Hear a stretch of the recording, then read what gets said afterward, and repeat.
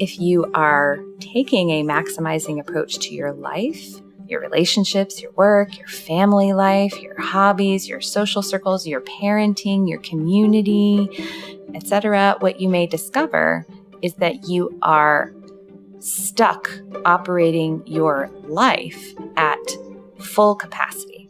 Like that's your default, is you're operating at 100%. But it might be a good moment to reconsider whether that is actually working for you. Because if you're operating at 100% on all of your good days, what happens when you have a bad day? What happens when you can't put out 100%, but that's what everybody is expecting of you, and that's what you've kind of committed yourself to?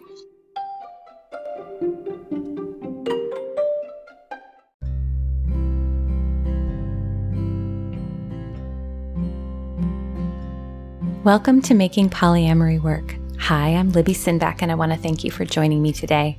I'm a queer polyamorous mom and a relationship transformation coach, and I am committed to helping people who live and love outside the status quo have extraordinary relationships, because relationships are at the core of our well-being as humans. I think love is why we're here and how we heal. So, I know it's been a while since I've done an episode. Yeah, the last episode that I released was back at the end of April, and here it is as of recording September. So, where did I go? Well, a lot of it's not really my story to tell, but to put it in the simplest terms, I had a family crisis.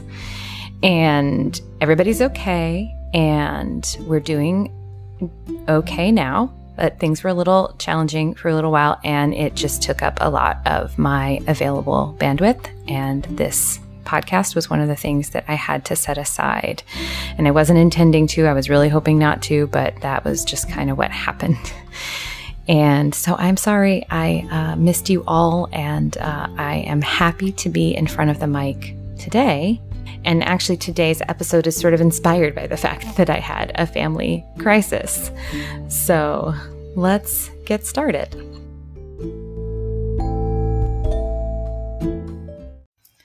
So as I say in the introduction to this podcast, I believe that relationships are at the core of our well-being as humans. And this is backed up by a number of longitudinal research studies of adult development. People who are in loving relationships, not just romantic relationships, but also loving friendships, live longer, have greater emotional, mental, and physical health, and just report being happier people. And, that really makes sense to me. Our brains are wired for connection. We actually have neurons that are designed exclusively for connecting with other people. We have a number of them.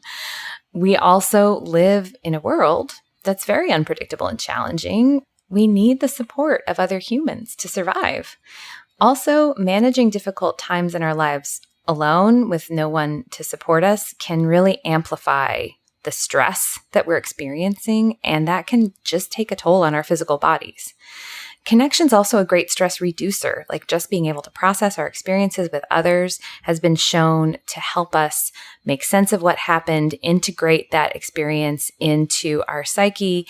It reduces the odds that something that is traumatic will lead to PTSD. And also just having someone is tremendously beneficial because, or having someone's preferably is tremendously beneficial because the people in your life can help you share just the load of living and being a human being. So, in other words, when shit hits the fan in your life, relationships can be a significant factor in how well you come through it. And a lot of shit has hit our collective fans over the past several years, the pandemic being just one thing. There's also been a global recession with supply chain problems, and there's a war going on, and there's been shootings and floods and drought and wildfires, and probably a lot of us, not to be a downer, but like we're looking into the future and we're not thinking there's going to be less shit hitting the fan anytime soon. And so I think this is a time when we really need our relationships, maybe more than ever. And I want to say it again, I'm not just talking about romantic relationships. I also mean friendships. I also mean your family, whether it's biological or chosen. I'm also meaning community, which took a really massive hit during the pandemic. Like we're only just now starting to rebuild and reconnect our more loose ties with each other. But I think those are important too. But now I'm going to ask you, when you reflect on, I mean, you've heard me use this term before, but relational ecosystem, right? The whole biosphere of all of the people in your life that make up maybe your inner circle and maybe like one ring further out. What do you feel when you reflect on that? Do you feel a sense of relief and wholeness? Like, yeah, my network of people has got my back. And I know that if I fall down, I have people to pick me up. Or when you reflect on your relational ecosystem and maybe combine that with your overall commitments, do you maybe feel overwhelmed and exhausted and stretched thin? So I'm asking this because sometimes when I talk to people in the polyamory community, whether it be friends or clients, I hear a lot of that latter, that it's too much. I'm overwhelmed. I'm stressed out. And I want to talk about how that can happen. And I want to invite you, if that is something that's true for you, that might be an opportunity to start to reevaluate your relationships and how they're functioning and maybe the other commitments that you take on so that you can actually get the benefits of those relationships that you are building or have built instead of feeling like they're actually a strain. So first I want to talk about how this can happen. So here are the reasons that I see. So the first thing is a lot of polyamorous people have gotten into this. It's a common cultural thing, especially in our very driven capitalistic society, of being a maximizer. Now, what do I mean by a maximizer? I mean, and I want to put myself in this category, although I'm also not this person, but I'll explain. So when a maximizer wants to get the most out of life, wants everything to be as big and as wonderful and as intense as they can. These are the folks who really, carpe diem is like their motto. And I think polyamorous folks, of course, we often want more, literally more. We want more partners. We want more connection. We want more love, more sex, more board game nights, more emotional support though, and more happiness. We don't want to be constrained. And there's nothing necessarily wrong with that. I actually, one of my favorite movies is Auntie Mame. And one of the things that Auntie Mame says is, life is a banquet and most poor suckers are starving to death. And she just wants to go out and just live. And I feel that in my bones too. And I also feel that whether you're polyamorous or monogamous, we need more than just one person in our lives to support us. We really do need a network or a village, like I said, a whole ecosystem of folks.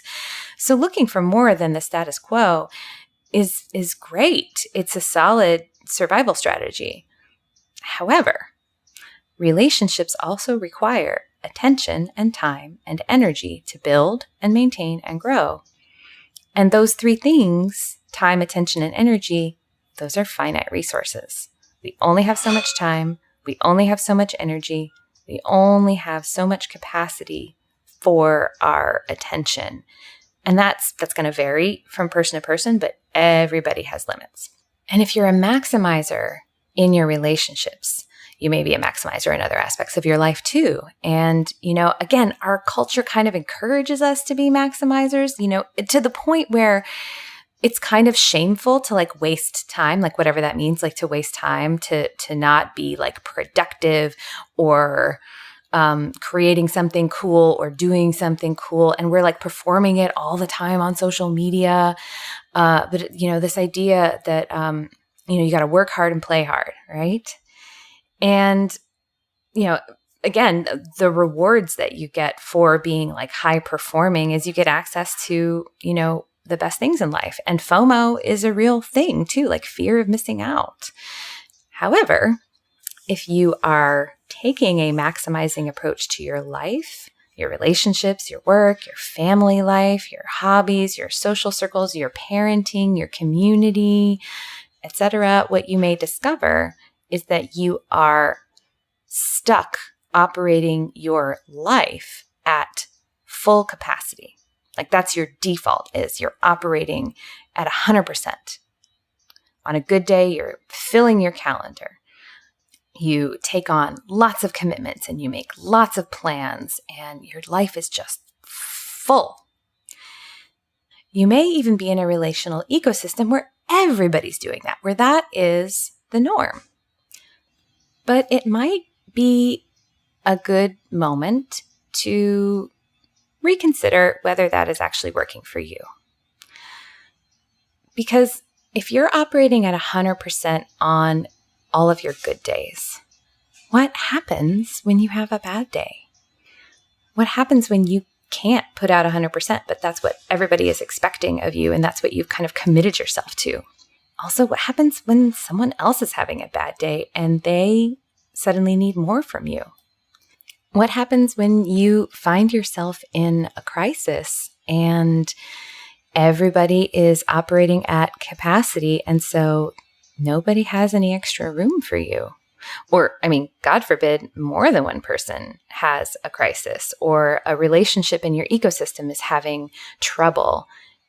And if everybody's operating at capacity, if someone needs somewhere to lean and get support, what they may find is that there's no room to lean. There's nobody to turn to who has extra room. And this has actually happened to me. I was actually part of sort of a polycule friend group kind of thing where everyone was, just filling their days with fun things, with work things, with family things, with kid things, with partner things. And it was amazing when it was going well. We did so many cool things together.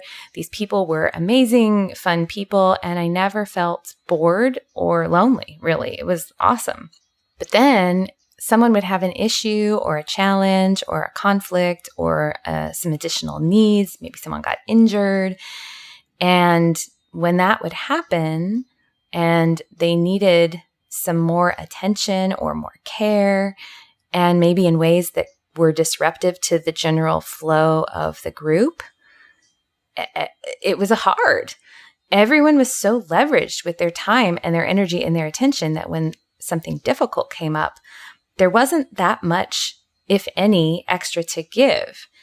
And that might have left the person who was in need feeling like this drag on the group or a burden. And sometimes they were treated like that. I definitely felt like I was treated like that when I had some problems.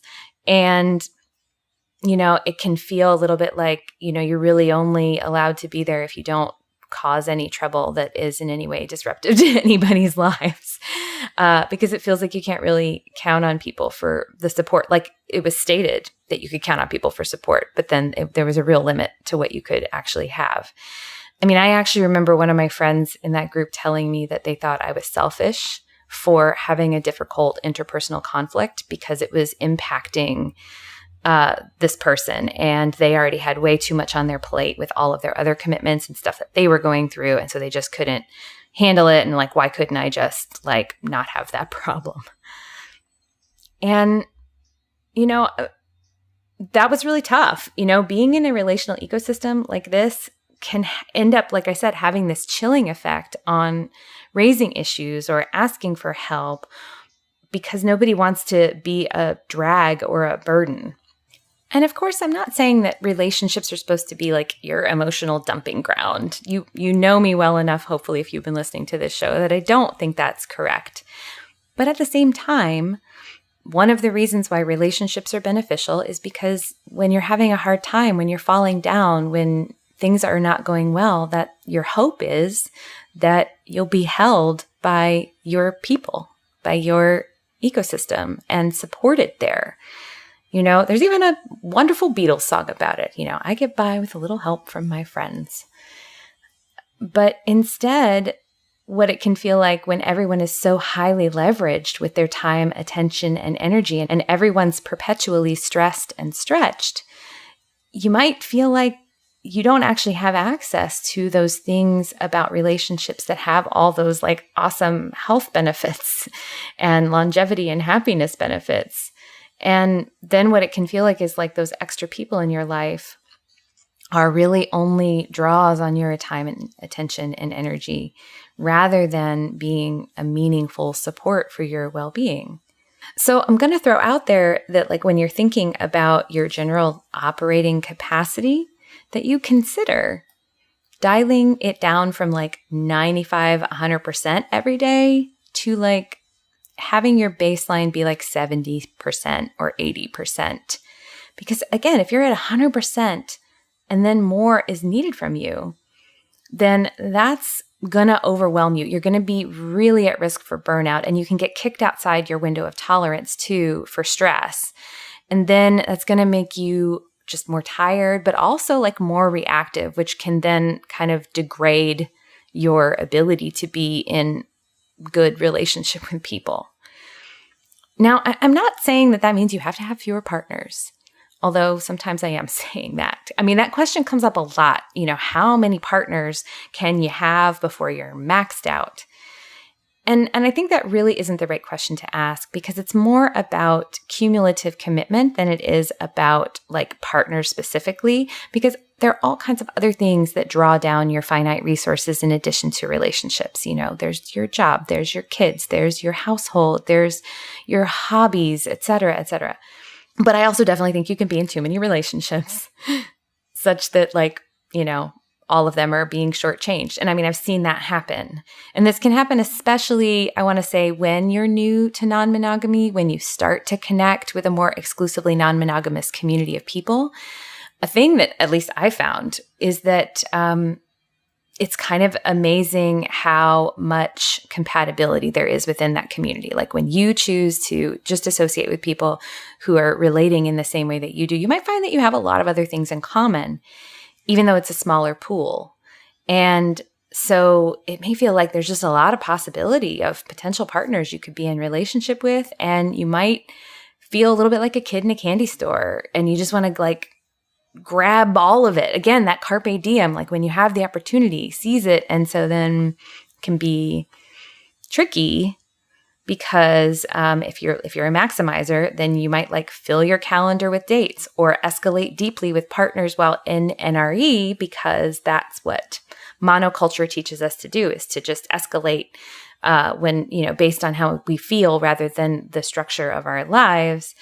But then that can cause people to overcommit pretty quickly, because escalator relationships specifically are pretty resource intensive, and that may not be compatible with the other commitments that you have in place.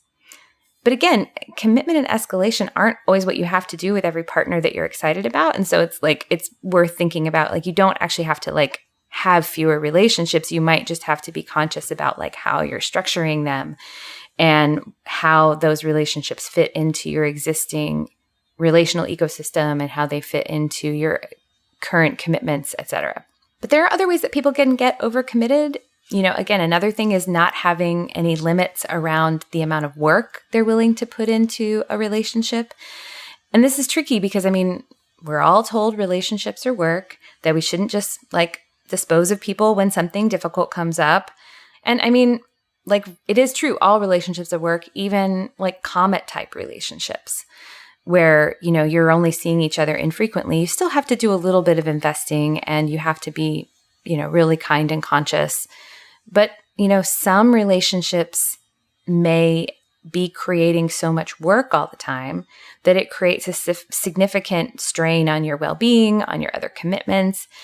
And it may feel hard to set boundaries because you feel like you've committed to a certain level of involvement, when maybe the relationship might just need some adjustments to be in that sweet spot where it actually feels mutually supportive and where you feel like you actually have more room to give to yourself and give again in a crisis or when something comes up. So, and another thing that can be true is kids actually can be a source of overcommitting. And honestly, they deserve their own little sidebar here, because as a parent of children, I gotta say, children really also need downtime. Like like operating them at 100% over and over again. Like if you're a maximizer and then you're already encouraging your kids to be maximizers by, scheduling lots of extracurricular activities, scheduling lots of family activities and family vacations. And again, I want to just point out like social media can kind of encourage this because we want to post cool pictures of our kids and our family doing stuff.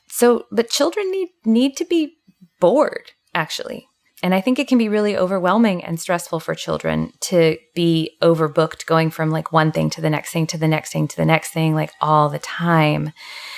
And again, if we take a look at, maximizing and expecting productivity and interestingness like every minute of your life, and your kids are kind of taking that on, then they might have a hard time slowing down when they need to and be in self-care when they need to and put on the brakes with their family when they need to, or it might instead come out in kind of an explosive way when really what they just need is some rest and to be bored and to just mess around and not do anything that's productive or teaching them something, etc. Because honestly, when you're a child, there's so much growth happening all the time. Like you need to rest and integrate because like so much information that's new is coming all the time.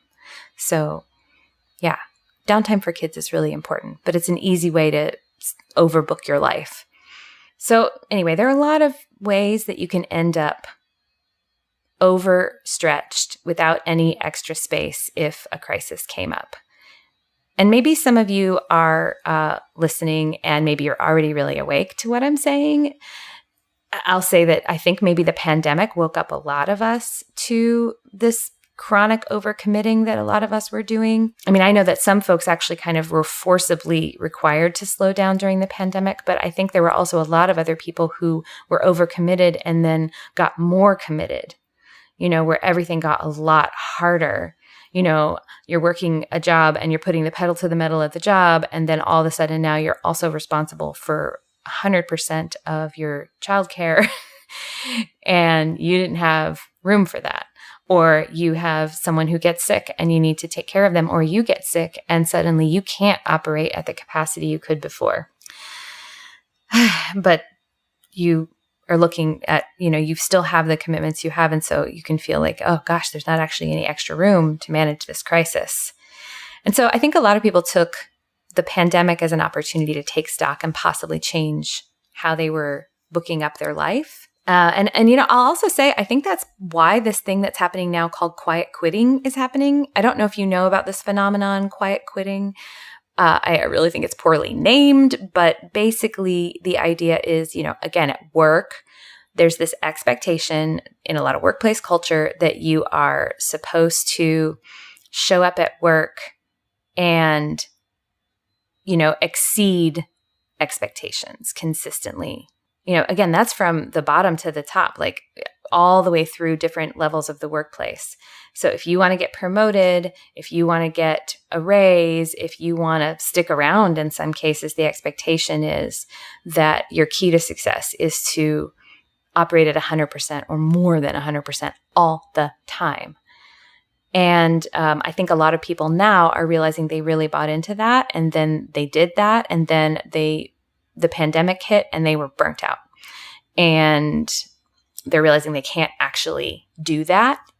They can't give it their all the time. They can't knock it out of the park every single day. They can't even put that pressure on themselves because it will leave them no room for anything else. So quiet quitting is this idea that I am just going to do my job to the expectations that are required of me. I am not going to do any extra. I am going to meet requirements. I am not going to exceed them consistently. And it's honestly funny that it's called quiet quitting because it's not quitting. It's actually recognizing that it's not a good idea to do this. It's not actually healthy in a workplace to operate at or above capacity all the time.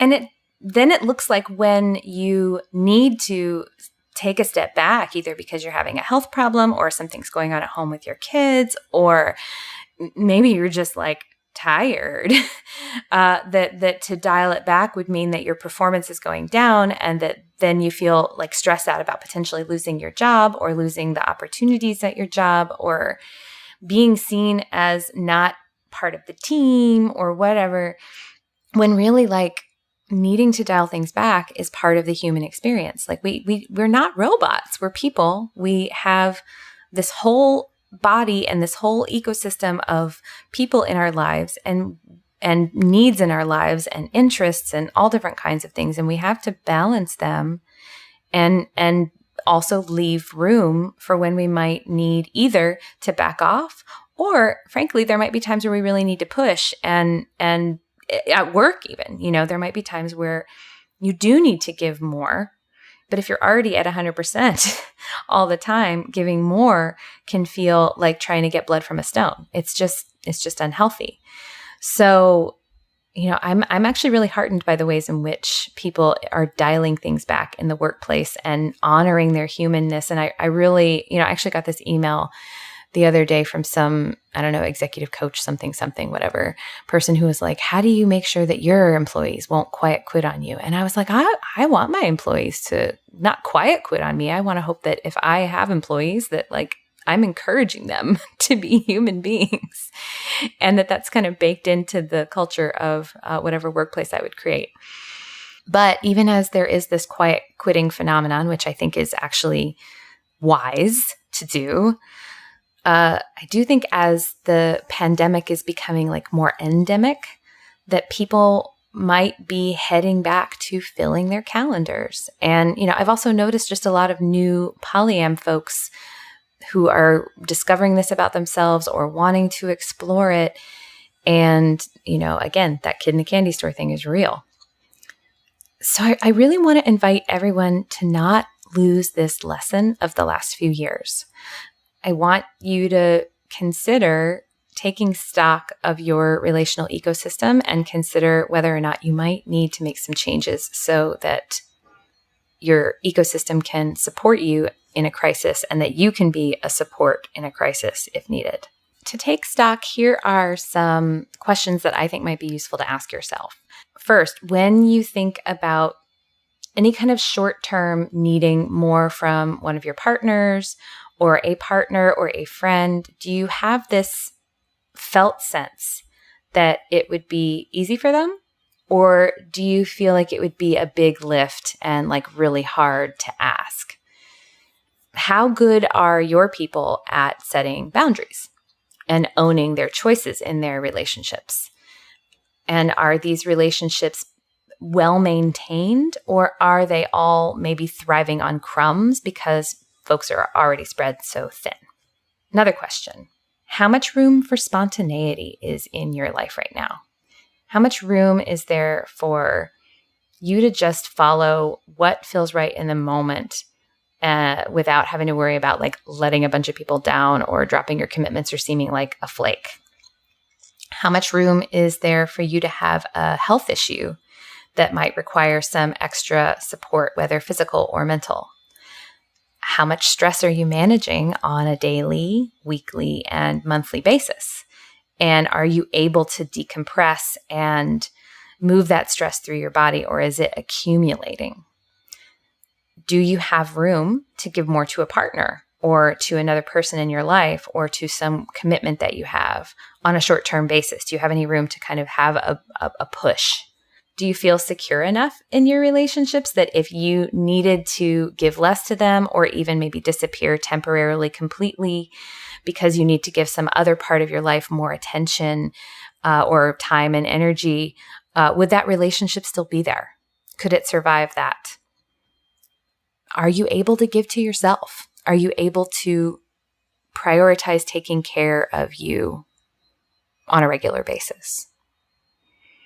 And also, how available are people around you to pick up slack if there is any, if you need to leave any? Also, if you have a lot of balls in the air, do you have a sense of which ones can safely drop versus which ones are like made of glass? And if you drop them, then you're in trouble. And how many balls that you have in the air are glass versus plastic? Plastic ones can drop, right? They won't break. And you can always pick them up again. Do you feel yourself already in burnout, or do you feel close to it? Do you have downtime kind of built into your life? Are you able to restore yourself after a hard day or a hard week, how do you do that? Do you have a practice around restoring yourself? Do you have people you go to where you can really unpack things? And these can be friends, family, partners, professionals, whatever. Do you have a place to go to work through some of the stuff that's going on with you? Do you get as much support from the people in your ecosystem as you feel like you're putting into it? Are there ways you're spending time with people in your life that are themselves like restorative and that feel good, that give you life, that give you energy? Or are there a lot of times that you're spending time with people and it's more of a drain? Are the people in your life making you feel good about yourself on a day-to-day basis? Do they seem satisfied with the relationship that they have with you, or are they always pushing for more? And are those connections stressing each other? Are those connections compatible, or is it sometimes like one partner's oil and the other partner's water and you're just perpetually playing peacemaker? And just generally, like, check in with your body. How do you feel on a daily basis? Do you feel energized or exhausted? And I realize a lot of us probably just feel exhausted, especially if you've got kids. But like, it's worth looking into. And also, are you able to find groundedness, or do you feel kind of perpetually on your toes all the time? And then, as you go through these, as I ask these questions, sit with what comes up for you. And if what comes up for you is, I'm not sure that this actually is sustainable, or it wouldn't be sustainable if I added like one more thing, or if something that I wasn't choosing came up. Famous line, life is what happens while you're busy making other plans. Or another one is, if you want to make God laugh, make a plan. So if that those two sentiments kind of terrify you, it might be worth considering making some changes. And here are the changes that I recommend that I find really valuable as part of me managing my capacity. So one particular one is consider what you're taking on. Consider whether certain projects or certain partners might be like wonderful and exciting, but just not the right moment, or there's just not room. So, this can be if you're a couple who's interested in opening up too, because that can be a big project. Looking at when you're going to start that journey, because if you start that journey from an over-leveraged place where you're already full, and then you're like, well, but we can add this on, you might encounter some challenges. And that could kick you out of your window of tolerance and put you into a perpetual stress cycle. And I've seen that happen. So, other people aren't initially necessarily going to alleviate that. Although, again, I do believe many hands make light work, but you got to build it too. And there might be some structural challenges to building it. So I wouldn't do it from an over-leveraged place if it were me. Another thing that would help is just like look inside and see if there is a feeling that, I'm not worthy unless I'm doing something productive all the time. Because if you have that feeling, then if you do start to build more downtime and more capacity for yourself, you're going to maybe feel a lot of guilt about that, or you might just feel like, sense of worthlessness. And so that's something to really work on if you're going to start making more room. I think practicing meditation and having a gratitude practice is really good. It helps with the grounding, especially the meditation. It helps with the grounding and being in the present moment. And having a gratitude practice helps with the FOMO. It's a lot harder to get stressed out about what you might be missing if you can be appreciative for what you have. Here's another one. Unschedule. As in, deliberately leave open places on your calendar that you don't fill, and you don't allow anyone to fill them unless maybe the day of, or maybe like a few hours beforehand, maybe. I'll say this, downtime is so essential. We need it. It is, you could say you are being productive by having downtime. We need it to rest. We need it to integrate our experiences and have the ability to move with greater intention. We need to be able to have time to reflect on what happened, what we did, what we didn't do, what's going on inside, so that we can continue to grow and be in right relationship with ourselves. Unscheduling also leaves room for spontaneity. And I can't tell you how many times I've heard people say like, oh my God, my life is like planned out months in advance. And I feel like half the time when I approach the plan, I don't actually want to do the plan. And it's because there wasn't room for you to have these moments of time where you could just follow your desire. And I think that's so important to just be able to be in the moment, listen to what you are feeling in the moment, and then do that thing. Even if it's like, binge watching Netflix and eating a pint of ice cream, that can feel so good. And again, I mentioned before, figure out which balls in your life are plastic and which ones are glass. And if you've got too many glass balls in the air, maybe figure out if there's a way to put them down. And just, even just being aware of what you can put down and being clear with people who might be those plastic balls or commitments that might be those plastic balls, to just like be clear, hey, I might not always be able to do this all the time. I can do this sometimes, but I can't always do it. Sometimes I have to put it down because I need to leave myself room. And in general, I think it's good to have more explicit conversations about expectations that people have, because again, if you've been operating 100%, I'm going to give everything, maybe what you need to do is shift. And that might mean shifting expectations so that everybody understands what's happening. Another thing is being honest about the compatibility of the folks in your ecosystem, especially the ones that are in very close orbit with you and each other, because that can have an impact on everyone's capacity. And, it's important to be honest about that. It's not always fun, but I think, if what we're wanting is something that is sustainable for us to maintain, it's important to have that as a shared goal. Like, we want this to work. Maybe we need to collaborate on how to make it function better, so that if there are clashes that are consistently happening, maybe we can support that. I mean, like, just a silly example on my end, like my two kids have been having a hard time getting along over the past few months, and they were sharing a bedroom. And we were just like, we were fortunate. I mean, this is a privilege that we were able to move them into separate bedrooms, but them having separate spaces has dramatically changed our lives. And this is where I say that, boundaries can sometimes be a solution to clashes and difficulty and things that just kind of keep creating more drains on the system. And again, it doesn't have to be all or nothing. Like if somebody or if a relationship dynamic is creating a lot of stress on your ecosystem, that doesn't mean that person or that relationship or that situation or that even that hobby or whatever, it doesn't mean you have to cut it out. It's not like all or nothing. What you can do is you can de-escalate, or you can reconfigure things by changing the boundaries. You can get really granular with boundaries, and you can create boundaries that are contextual and circumstantial and supportive and loving, rather than sort of like, well, you're not doing enough or you're doing too much or whatever, so you're out, Another thing that I think is useful is creating rituals around rest, renewal, and self-care. And I say rituals because it can be easy to be a maximizer of self-care, treat it like yet another thing on your to-do list, another way in which you're going to be productive. But I think it's important that self-care feel restorative and in communion with your body rather than another achievement. And really be okay with resting. It's okay to rest. It's okay to sleep. It's okay to stay in bed sometimes. It's important. So, to recap, if you're a maximizer, consider whether you might be living your life too full.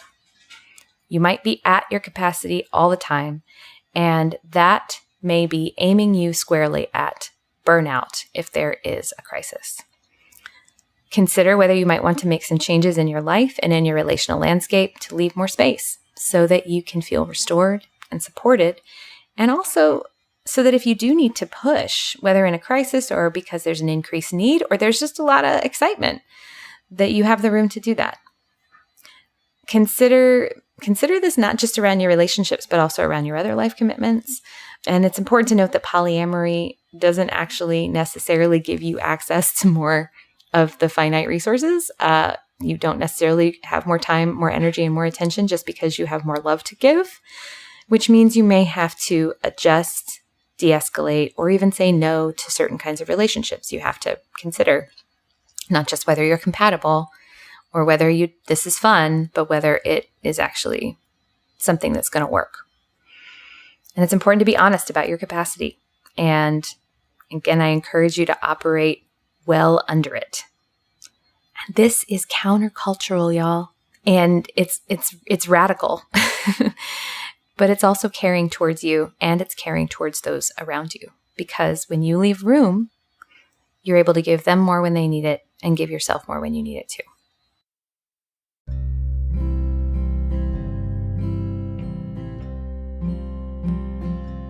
Thank you so much for joining me today. If you have any thoughts about what I've said or a question for the show, I would love to hear from you. You can reach me via my website, libbysinback.com, or you can connect to me on any of my social channels. I'm on Instagram and Facebook. I'll also say that if you're loving my podcasts, but feel like your relationship could maybe use some more help, this is work I do with my coaching clients and in the Relational Non-Monogamy Circle. If you're interested, you can either set up a free introductory session with me to see if coaching might be a fit for you, or check out the Relational Non-Monogamy Circle online at libbysinback.com/RNMC. If you love this podcast, please share it. Share it with your friends, your networks, your Facebook groups, etc. And make sure you subscribe so you don't miss an episode. And if you listen on iTunes or Stitcher, it would be super awesome if you left a review or a comment, because that will help more people find the show. Making Polyamory Work is created by me, Libby Sinback. It is edited by Finn of the Normalizing Non-Monogamy podcast and hosted on the Anchor.fm platform. Vanda Leon manages the website and posts the transcripts. Thanks for being with me today, and I'll see you soon.